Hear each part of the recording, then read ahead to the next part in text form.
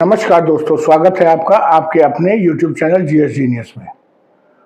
जैसा कि आप स्क्रीन पर देख रहे हैं, नीतियां, योजनाएं और कार्यक्रम, इस नाम से घटना चक्र का जो है विशेषांक है, जिसमें कि उत्तर प्रदेश सरकार, केंद्र सरकार और अन्य सरकारों के जो स्पेशल कार्यक्रम, जो वेलफेयर प्रोग्राम चल रहे हैं, जो प्लान्स चल रहे हैं, उन सबको डिटेल में दिया गया है। इन्हीं सब प्रोग्राम्स को एक छोटे छोटे वीडियो के माध्यम से, पर्टिकुलरली एक एक प्रोग्राम पे मैं धीरे धीरे वीडियो अपलोड कर रहा हूं। ये बहुत ही परीक्षा उपयोगी वीडियो हैं। अगर आप पूरे वीडियो को एक बार में देख लेंगे तो कोई भी मल्टीपल चॉइस क्वेश्चन इससे गलत नहीं होगा, चाहे वो सिंपल फॉर्म में आवे, चाहे कथन कारण में आवे, चाहे जो है सीरीज लगाने को आए, आपका ये कोई भी क्वेश्चन गलत नहीं होगा। वीडियो 3-4 मिनट से लेकर के 10 मिनट तक का हो सकता है। ये अलग अलग जो योजनाएं हैं, बड़ी छोटी, उनके आधार पर निर्भर करता है।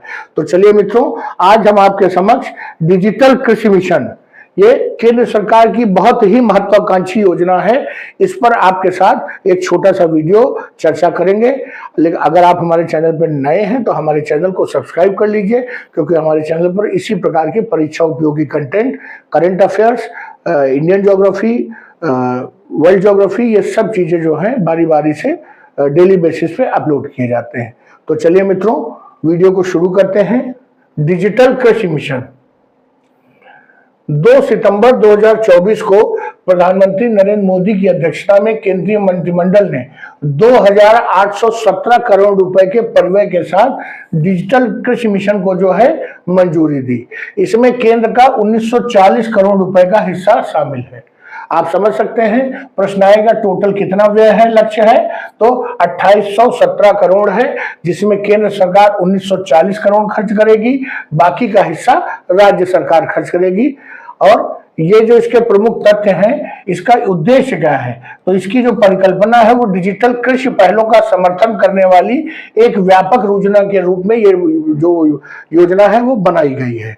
इसका उद्देश्य क्या है? डिजिटल सार्वजनिक अवसंरचना का निर्माण, डिजिटल फसल अनुमान सर्वेक्षण को लागू करना, केंद्र सरकार और राज्य सरकारों के शैक्षणिक और अनुसंधान संस्थान द्वारा आईटी पहलों को अपनाना।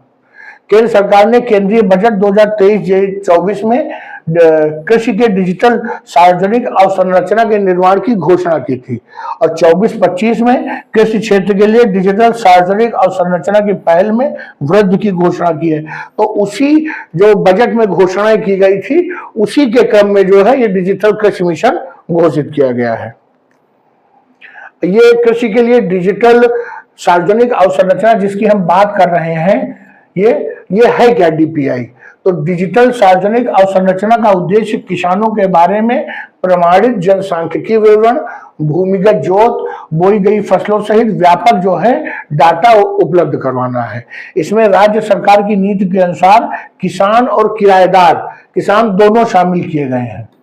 इसमें पशुधन, मछली पालन, मृदा स्वास्थ्य और अन्य कृषि कार्य, अर्थात जो कृषि के अलावा जो कृषि के अन्य क्षेत्र हैं और उनके पारिवारिक विवरण, योजनाओं और प्राप्त लाभों पर किसानों के डाटा, ये सब इकट्ठा किया जाएगा और भारत सरकार के मंत्रालय से संबंधित जो डिजिटल सार्वजनिक अवसंरचना से ये पूरा डिजिटली जोड़ा जाएगा।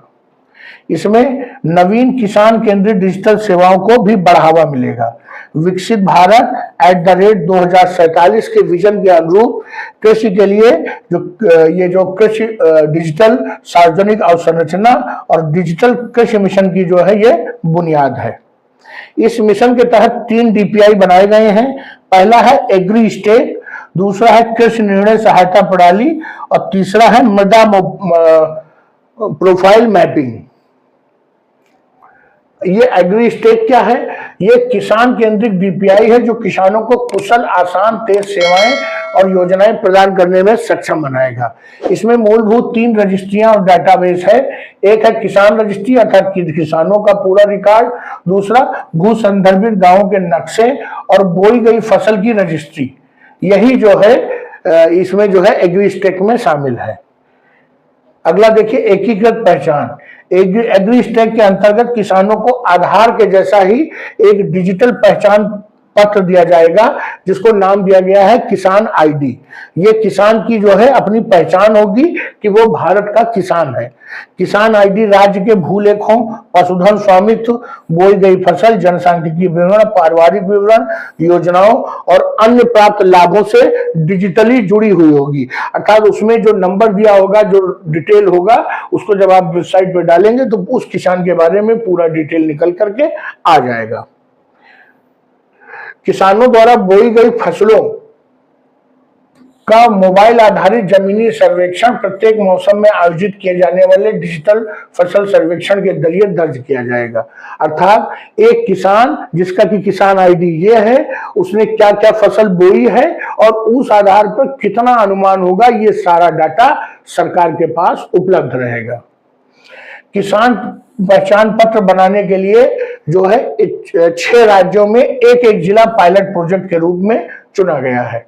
उत्तर प्रदेश में फर्रुखाबाद चुना गया है, गुजरात में गांधीनगर, महाराष्ट्र में बीड, हरियाणा में यमुनानगर, पंजाब में फतेहगढ़ और तमिलनाडु में विरुद्धनगर। इनको किसान पहचान पत्र बनाने के लिए चुना गया है पायलट प्रोजेक्ट में। क्वेश्चन आएगा कि डिजिटल कृषि मिशन के अंतर्गत होने वाले कि किसान पहचान पत्र को बनाने के लिए इनमें से किस राज्य को, किस शहर को पायलट प्रोजेक्ट के रूप में नहीं चुना गया है। अब अगर आपने चारों पांचों शहरों का नाम और प्रदेशों को सुना होगा ध्यान से, तो आप इस क्वेश्चन को आसानी से कर ले जाएंगे।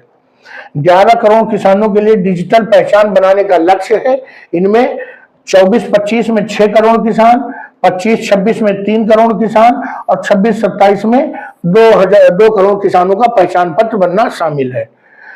इसमें से भी जो कथन कारण वाले, व्याख्या वाले प्रश्न है वो आएगा कि डिजिटल उसमें जो है इतने डिजिटल कृषि मिशन क्या है, पहला स्टेटमेंट ये होगा और दूसरा बताएंगे कि इसके तहत 11 करोड़ किसानों का डिजिटल पहचान पत्र बनाने का लक्ष्य रखा गया है। तो आप कहेंगे कि हाँ, पहला स्टेटमेंट दूसरा स्टेटमेंट दोनों सही है।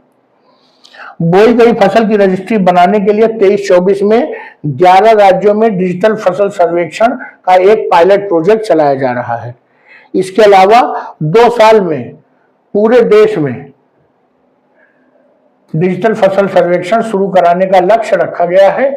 इसमें 24-25 में 400 जिले और 25-26 में बचे हुए जितने जिले देश में हैं सबको इसमें शामिल कर लिया जाएगा।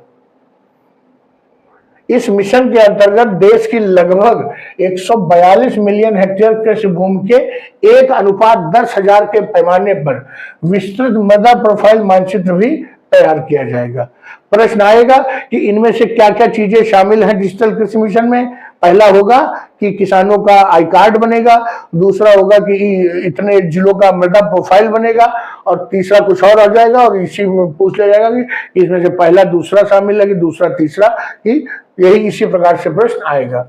डिजिटल आम फसल अनुमान सर्वेक्षण में वैज्ञानिक रूप से डिजाइन किए गए फसल कटाई के आधार पर उपज का अनुमान देगा और जैसे बुआई शुरू होगी वैसे ही सरकार को अनुमान लग जाएगा कि ये पर्टिकुलर फसल के कितना उत्पादन देश में होने वाला है और पिछली बार के आंकड़ों से सरकार समझ जाएगी कि कितनी खपत अनुमानित है और कितनी उसमें कमी है, कितना आयात करना पड़ेगा, ये सब जो है सरकार समझ जाएगी।